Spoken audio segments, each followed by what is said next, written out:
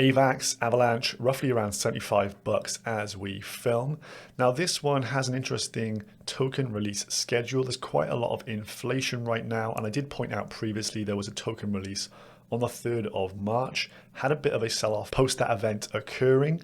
I want to zoom in here on the inflation rate for this chain. It's at 23% currently. So this is rather inflationary. That is a lot of coins hitting the market on a regular basis here. The circulating supply now at 265 million tokens. But what's interesting is the supply burning that occurs through transaction fees. So reduction of Avax is from transaction fees, creation of new assets, creation of new blockchains, and the creation of subnets. So this kind of sharded blockchain architecture that they are moving towards at a pretty quick pace right now.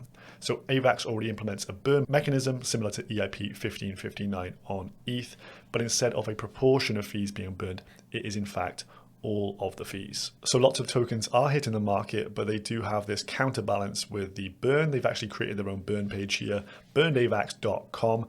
Over 1 million Avax tokens have been burned thus far. So this is pretty interesting. This will help combat that high inflation. And as we move through the years and the emission rates do drop off for Avax and it becomes less inflationary over time, this burn is going to have a nicer effect, especially with the network effects over on Avax and more of these subnets being built out. So they recently announced a $290 million incentive program in the Avax token to accelerate the adoption and growth of these subnets. And they've taken a primary focus on DeFi, NFTs, and the kind of gaming ecosystem. So within this article here, you can see what they're trying to do. They want to have these subnets, these kind of sharded blockchains for each specific type of application. Recently, they onboarded DeFi Kingdoms, which gets a shout out down here.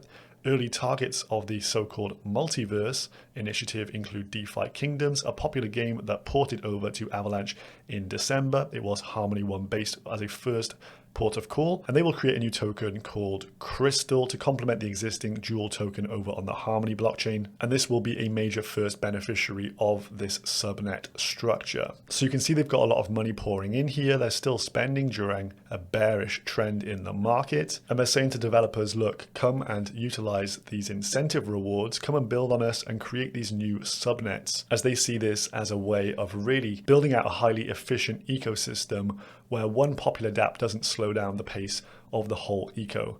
So like what we saw was Krabada over on Avax. Once that got really popular, it made the Avax transaction fees really expensive, made the blockchain run a lot more slowly. And so the moving to subnets, these kind of shards, makes a lot of sense in terms of that efficiency.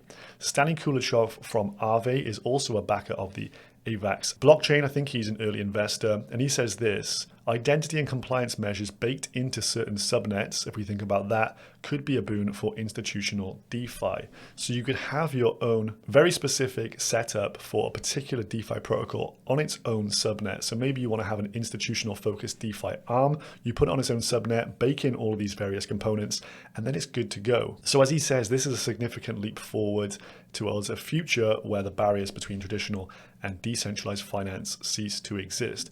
So I think this is a really interesting update from Avax here, and they're moving towards this kind of Polkadot parachain style of Cosmos with its zones infrastructure. And we know ultimately this is what Ethereum will move towards with sharded chains. So Avax chart looks pretty healthy in my opinion, and we can see this kind of same trend as BTC with these higher lows being printed. So it stands to reason that if Bitcoin can maintain a price level that is putting in higher lows, Avax is likely to follow along with it.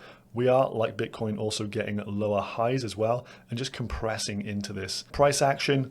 But I do feel like this is one of the more bullish layer 1 blockchains on the market right now. Of course, Luna leading the charge here, but Avax looks like a pretty decent candidate to do okay. And if we just zoom in, the 3rd of March around here was when we had the token unlock. This was one of the final seed round unlocks for Avax, and we got a bit of a move down here from the 3rd around 83 bucks. We sold off over a few days here, roughly down around 13-14%, somewhere in that region to around the low $70 mark. No huge sell-off. I was expecting maybe a little bit more, but reading into this, apparently some of the tokens would have been sold OTC to other VC firms, etc. So some of the early investors already had plans to offload those tokens rather than just dump them on the market. So thanks for watching today's video. Please subscribe if you're new here and check out the link down below for Coinly. Make sure you get your taxes in order this tax season and import all your wallets from your favorite exchanges, lending services, personal wallets, and more via the Coinly website and get your tax reporting done in minutes and really just take the stress out of completing your tax documents. Check out the link down below for Coinly.